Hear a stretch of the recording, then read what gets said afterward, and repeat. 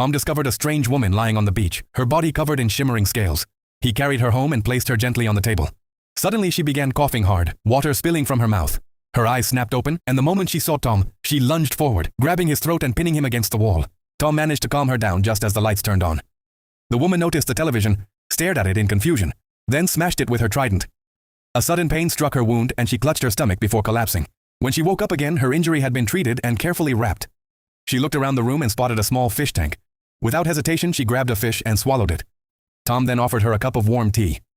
But wait, before we continue, if you wish for this poor cat to recover, leave a like, subscribe, and write a nice comment. Maybe something beautiful will happen to you today. Watching him blow on his drink, she copied him and cautiously took a sip. Over the next few days, Atlanta stayed with Tom.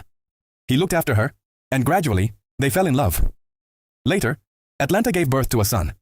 She would often tell him stories about Atlantis. One day, an explosion shattered their home, and the wall collapsed. Soldiers from Atlantis stormed inside. Atlanta quickly placed her child in Tom's arms as she was surrounded. Tom threw her trident back to her, and she fought fiercely. But when she realized the soldiers were targeting her husband and son, she became even more determined. Her location had been discovered.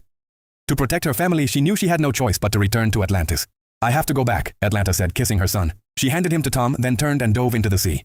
From that day on, Tom waited for her on the shore, hoping that one day Atlanta would return.